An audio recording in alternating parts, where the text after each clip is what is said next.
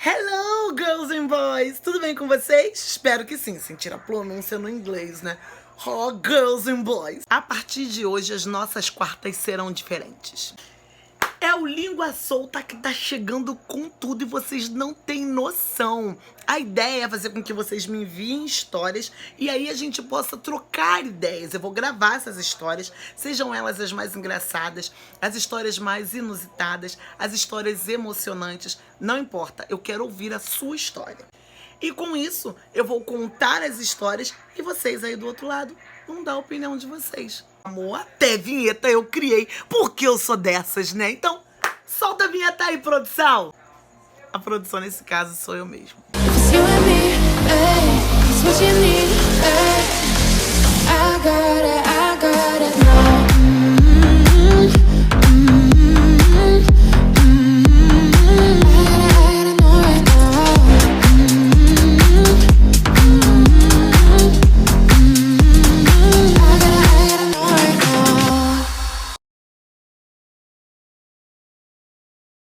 A querida que me mandou a história pediu para que ela não fosse identificada, então isso será respeitado.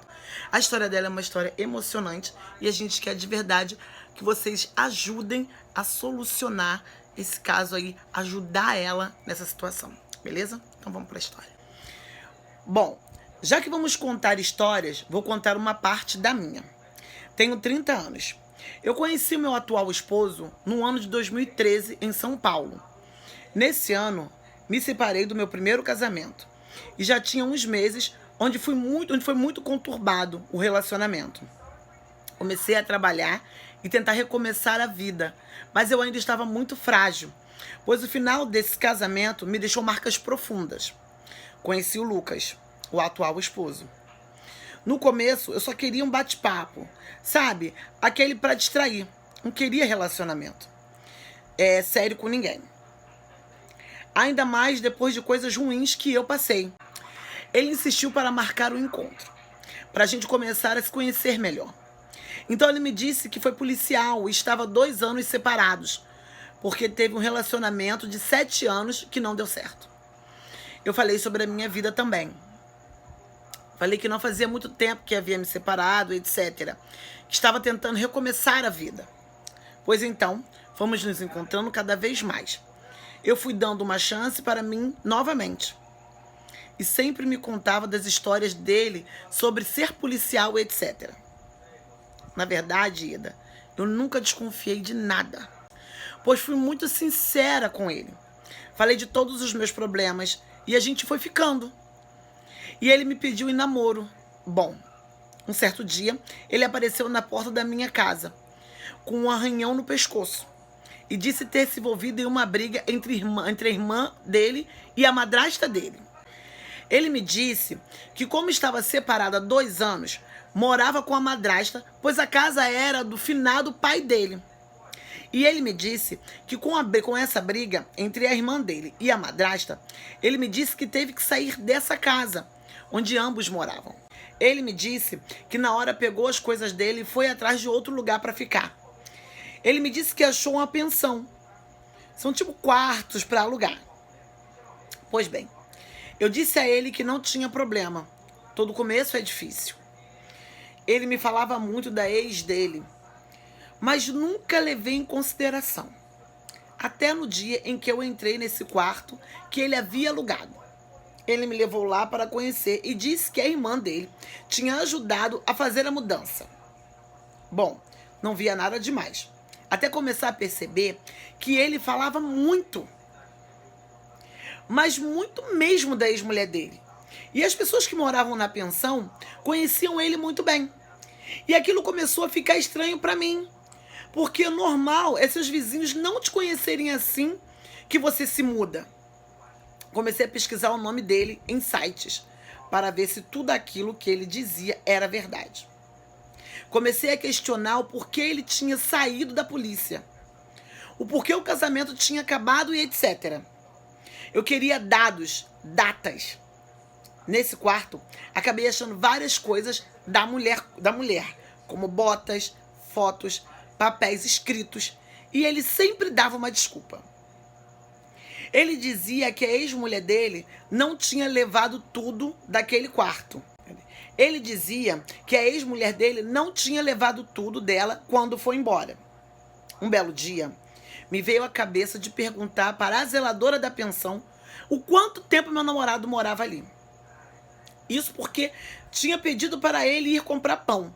Então fiquei sozinha e fui atrás da tia responsável pela pensão. Perguntei a ela e, para minha surpresa, ela me disse tudo e um pouco mais do que eu precisava saber. Bom, ela me contou que ele morava ali já há uns 5 anos e que a moça que morava com ele tinha ido embora há pouco tempo. Eu perguntei que moça. Ela me disse que era a esposa dele, a ex que ele dizia ter se separado há 2 anos. Comecei a entender muita coisa, mas não pude me conter. Briguei, chorei, xinguei e decidi ir embora. Até então, nós já estávamos quase morando juntos no quarto de pensão. Eu já estava gostando dele, mas ali, com muitas mentiras, eu percebi que eu era só uma válvula de escape. Bom, fui tentando seguir minha vida e ele indo atrás de mim, me pedindo perdão, pedindo mais uma chance, e eu pedi para ele me contar toda a verdade. Mesmo assim, ele continuou mentindo. Mas isso eu só descobri depois. Bom, resolvi dar uma chance a ele. E ele foi melhorando. Não falou mais da ex, mais comigo. Quando estávamos a sós, ele era uma pessoa. Quando estávamos em público, ele era outra. Eu não podia falar com ninguém, porque ele surtava e me humilhava na frente de todos. Falava coisas absurdas que nem gosto de lembrar. Eu fui e aguentei até onde pude. Quando disse a ele que queria ver meu filho, pois ele já sabia da minha história e sabia de toda a verdade, tenho um filho, no meu primeiro casamento, que mora com o pai. Foi aí que ele me disse que eu não poderia ver meu filho, porque ele não queria que eu ficasse perto do meu ex-marido. Ele me proibiu de ver meu filho. Dá para acreditar? Eu, na primeira oportunidade, fugi e fui ver meu filho. E quando eu cheguei até a casa do meu ex-marido, liguei para o meu namorado e disse a ele que jamais poderia me proibir. E se ele estava achando que eu iria ser marionete dele, ele estava enganado. Pois bem, alguns dias se passou e ele me ligava e eu não atendia. Até o dia em que minha mãe me ligou. Ninguém da minha família sabia onde eu estava, pois queria ficar bem longe dessa relação. Minha mãe me liga e diz pra mim que o Lucas tinha câncer no cérebro. Pois é. Bom, alguns minutos depois o Lucas me liga dizendo que sofreu uma queda e foi levado para o hospital e bateu a cabeça. Fizeram os exames e foi constatado que ele tinha 6 nódulos na cabeça, ou seja, o câncer. Sinceramente, Ida, eu não sou ruim. Fiquei conversando com ele, dando apoio, acreditei nas palavras dele. Enquanto isso, amigos meus me diziam: olha, abre o olho, porque tudo isso é mentira. Mas eu pensava: gente, o homem está falando que está com câncer. Quem brinca com uma coisa dessas? Ele ficou na casa da minha família. Até aí, eu já estava fora de casa há uns 30 dias. Quando minha mãe me ligou novamente, dizendo que ele estava muito mal e que eu precisava ajudar, e daí eu saí de onde eu estava, pois estava escondida na casa de uma amiga, e fui até o socorro dele. Cheguei em um dia que ele disse que iria fazer quimioterapia e radioterapia, e eu pedi para ir junto com ele, e ele inventou desculpas para não ir. No outro dia, a mesma coisa. Na semana inteira, evitando até falar sobre isso. Até que tive uma ideia de olhar o celular dele. Bom, aproveitei que ele foi tomar banho e disse que já estava indo. Peguei o celular dele, comecei a ver as conversas e, de novo, minha surpresa. A história do câncer era mentira. Sim. Eu peguei a conversa dele com uma amiga dele, dizendo que estava grávida e que ele tinha inventado que estava doente para que eu pudesse voltar e ele ficar perto da criança. Bom, Ida, eu não estava grávida. E a doença dele foi armação para amolecer meu coração. E daí, nesse mesmo dia, eu esperei ele voltar do banheiro e quando ele abriu a porta e me pegou com o celular na mão, ele ficou branco. E eu pedi para ele me contar toda a verdade, pois eu já sabia. Ieda, ele ainda tentou mentir para mim. Mas eu descobri, ele pegou um barbeiro amigo dele para fazer um corte na cabeça dele com navalha, para simular uma cirurgia de câncer. Olha só. Fiquei imaginando qual trouxa eu era. Mas se eu brigasse, não teria como sair de perto dele, porque ele não deixaria. Ele tinha um costume de surtar e dizer que ele era um coitado e eu sempre a bruxa malvada. Bom, daí você pode imaginar que uma pessoa dessa está disposta a qualquer coisa. Contei tudo para minha mãe e a minha mãe me aconselhou a ficar longe dele, pois tinha medo que eu rejeitasse ele e ele pudesse me fazer algum mal. Mas com tudo isso, mais uma vez ele me pediu perdão. Me disse que iria melhorar e que se fez aquilo para chamar a minha atenção porque eu não sabia o que iria fazer se ficasse sem mim. E eu acreditei, porque já gostava dele e resolvi dar mais uma chance. Bom, ele ainda tinha mania de surtar. Se me via falando com outras pessoas, dizia se sentir excluído. Até então, nessa parte da história, eu já não podia trabalhar mais, porque ele achava melhor eu ficar em casa. Não podia sair sozinha, nem ter amigos, nem falar em redes sociais. Ele vivia me pedindo um filho. Decidimos ter um filho. Mas sabe uma coisa basicamente forçada? Uma coisa que você acha que talvez não seja tão bom assim para você? Pois eu tinha muito o desejo de ter novamente uma vida, uma família. Pois bem, engravidei. Tive meu filho, que se chama Pedro. Hoje ele tem 6 anos. É muito amado por mim e pelo pai dele. Mas, contudo, veio mais problemas. O Lucas sempre mentia para mim. E eu acabava descobrindo as mentiras bobas, mentiras importantes. Nós conseguimos alugar um apartamento. E fomos viver lá. Quando meu filho fez 1 ano, quis colocar ele na creche e fazer um curso. O Lucas nunca facilitou a minha vida em nada.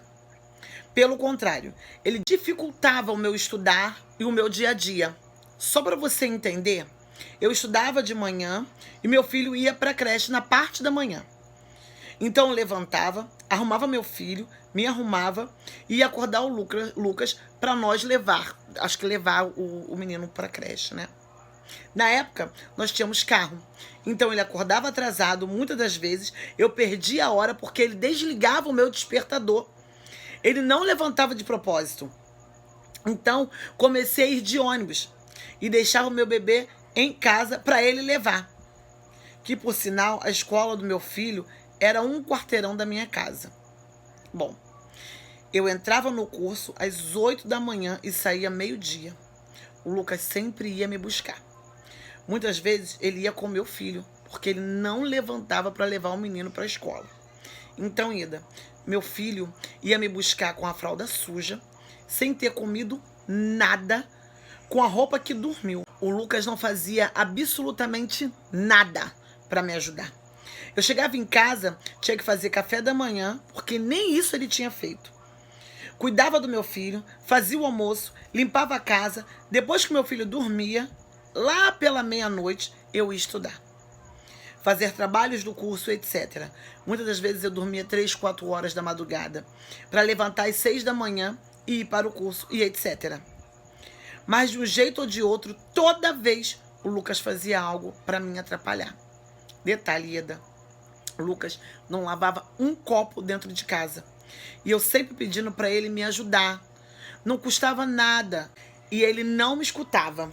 Eu tinha um dia tarefado, uma noite estudando e ainda um filho para cuidar.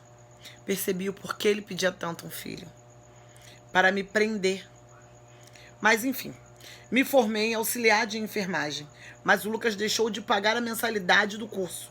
Acho que nessa altura da história, você até imagina o porquê, né? Meu amor foi desgastando, foi ficando fraco. Porque cada atitude que ele tinha dessas, eu gostava menos dele. Bom, eu não pude pegar o meu diploma, porque para mim, eu iria trabalhar na minha área e me estruturar para sair com meu filho dessa situação. Mas não foi bem assim. O Lucas conseguiu me prender mais uma vez. Eu tentei me separar na amizade. Eu vi que isso não seria possível. Então eu falei que ia passar as férias do Pedro na casa da minha mãe. Ele com muito custo deixou. Apesar dele ter ido junto, eu me separei dele lá e fiquei com meu filho lá, porque o Lucas me ameaçava. Se eu me separasse dele, ele iria tirar meu filho. Bom, perto da minha família não aconteceu isso, graças a Deus. O Lucas voltou para São Paulo e eu fiquei no interior, onde minha família mora. Pois veio as dificuldades, cidade pequena, pouco emprego, um filho para sustentar, na casa da mãe, e o Lucas, pai do meu bebê, não queria me ajudar em nada, dizendo que eu escolhi a separação. Então, eu tinha que arcar com as consequências. Conheci um homem, na qual não vou nem citar o nome, mas ele me ajudou muito em tudo. Nós morávamos em cidades distantes. Começamos a namorar à distância. E isso durou 1 ano. Fiquei 2 anos separada do pai do meu filho. Esse homem que eu conhecia à distância me ajudava a tomar conta do meu filho financeiramente, a pagar minhas contas, porque cidade pequena não tinha emprego. Mas eu vivia um inferno, o inferno, todos os dias. O Lucas, pai do meu filho, fazia da minha vida um inferno todos os dias, durante 2 anos. Bom, ele ligava para mim 10 vezes ao dia, querendo saber onde eu estava e o que eu estava fazendo, onde meu filho estava, fazia chantagem, dizendo que ia pedir um estudo social sobre mim, para alegar que eu não tinha sanidade mental para cuidar do meu filho e etc. Não pagava pensão e ele tentava me atrapalhar da forma que podia, mesmo estando longe. Ele ligava para minha família e falava coisas absurdas sobre mim. Ligava para o conselho tutelar quando eu decidia não atender ele, porque afinal ele não queria saber da criança, mas sim de me manipular.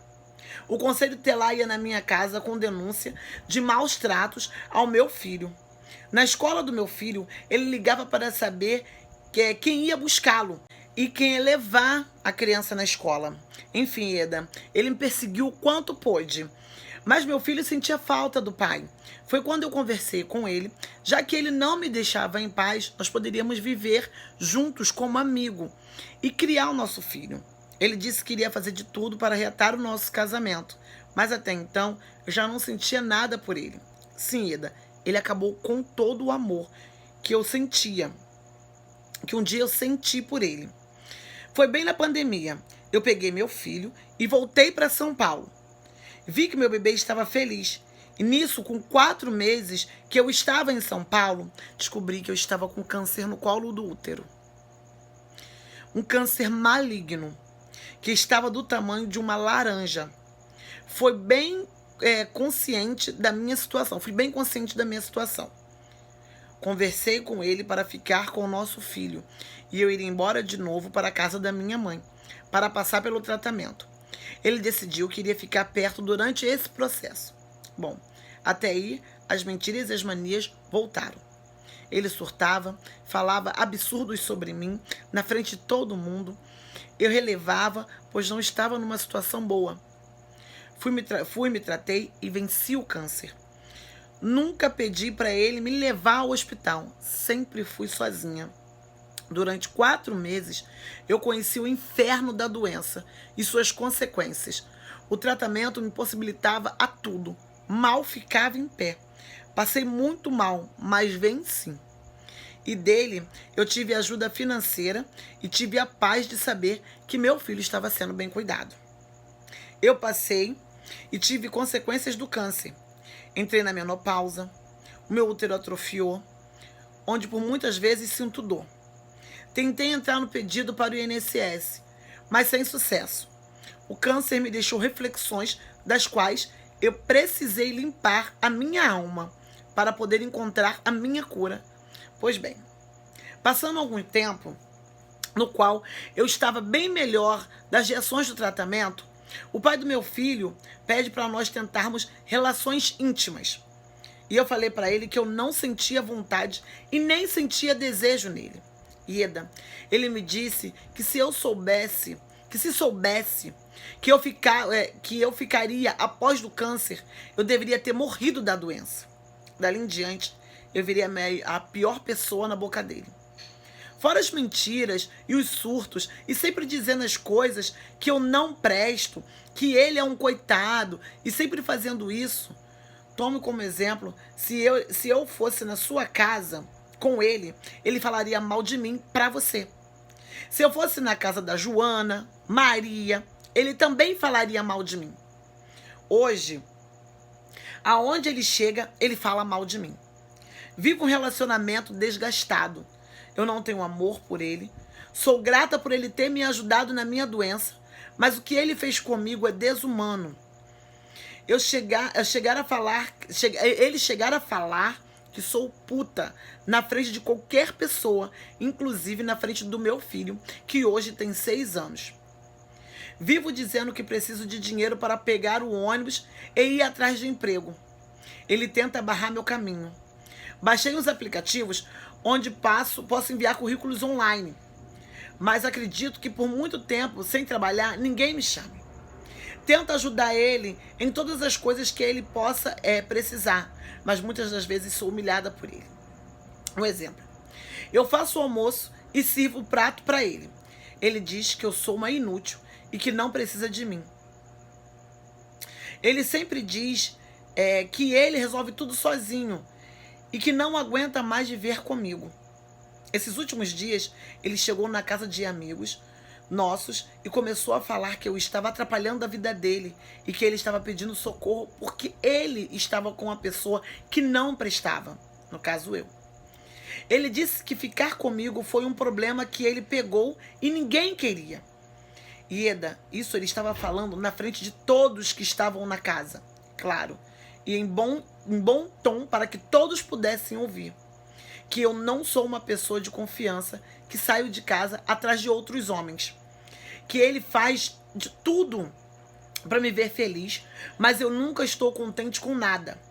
Que ele queria se separar. Pois bem, tive uma conversa com ele.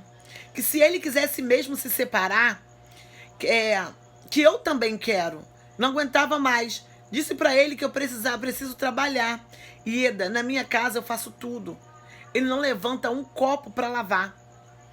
Ieda, pelo meu filho, eu tomei uma decisão, mas eu não sou feliz. Eu não amo ele. Ele tenta ter relações íntimas comigo, eu tenho nojo. Mas me submeto a isso. Eu não quero mais viver assim. Eu vivo triste. Eu sou triste. Eu perdi o amor mais importante que eu já tive, o amor próprio. Eu perdi a vaidade, porque falava pra mim que eu não tinha que me arrumar. Porque ele falava que ele ia me dar dinheiro para gastar com roupa. Para que eu arrumasse outro homem. Ieda, eu tento arrumar emprego, mas não estou conseguindo. Preciso muito dar um jeito na minha vida, mas não consigo. Sou dependente dele financeiramente. Acho que já caí tão fundo no poço que eu mesmo cavei que não consigo sair disso. Amo meu filho e dou minha vida por ele, mas o meu casamento me faz muito mal. Ele me destrói, ele me entristece. Eu escuto coisas sempre para me diminuir. Eu estou cansada, Ieda. Eu choro escondida, mas já não dá mais para viver assim. O Lucas, ele fala de separação, mas não me deixa sair. E para se separar, é preciso ter estrutura, porque eu não tenho com quem contar. Eu não sei o que fazer. A força de vontade eu tenho, mas não consigo oportunidades para que isso se realize. E preciso mudar minha vida. Depois do câncer, pedi para ele entrar em contato com o instituto, com a instituição, onde fiz o meu curso, para pagar e pegar o meu diploma. Bom, Ieda, isso não aconteceu. Não irá acontecer. E ele já disse que não irá ajudar. Eu preciso mudar a minha vida, mas não posso contar com ninguém. Eu não tenho amigos, minha família é do interior e sou dependente financeiramente dele. Não sei como arrumar uma oportunidade para me estruturar. Eu poderia exercer minha profissão, mas sem o diploma e minha licença, não consigo emprego em hospital. porque não consigo comprovar que eu estudei. A sacerdotisa do templo religioso que o Lucas vai me chamou e perguntou para mim o que eu tenho dentro de mim que me deixa triste. Ela disse que meu sorriso não era espontâneo, que eu não estava alegre, mesmo sorrindo, e que aquilo estava me fazendo mal. O porquê eu não falava com alguém? Eu respondi a ela que eu não posso, porque o Lucas surta e irá falar mal de mim. Ela disse que ele já tinha falado mal de mim para todos que estavam ali, mas ela entende que ele estava mentindo, porque via o quanto eu queria ajudá-lo. Ieda, eu chorei e não disse mais nada, porque a verdade, não sou feliz vivendo assim. Eu cansei de ser humilhada e rebaixada na frente das pessoas. Mas como mudar de vida sem um emprego? Como sair dessa dependência financeira sem oportunidades? Eu tenho um filho e quero levar ele junto comigo, aonde eu for. Bem, esse é um pedaço da minha história, Ieda, e essa é a minha realidade do dia a dia. Todos os dias eu vejo seus stories e me alegro com você. Bem, essa é a história de hoje.